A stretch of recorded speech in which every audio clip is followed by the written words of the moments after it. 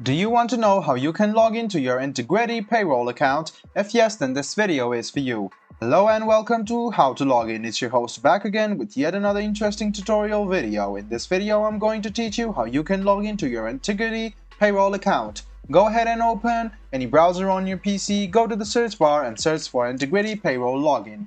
Click on the second link which appears on your screen and it will take you to the official page of Integrity. And you can see there are two types of login portals, the manager and employee. So go ahead and click on employee login and it will take you to a separate page and it will take you to the official login portal of Integrity Employee Payroll. So wait for a while and wait for this to load up.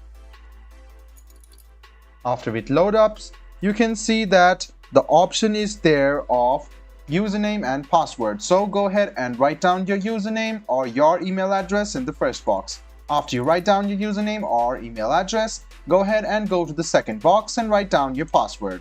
After you write down your password, go ahead and check your password once and then make sure your username and password are related to your Integrity Payroll account. And the last step is to click on log in. This way, you can successfully log in to your Integrity Payroll account.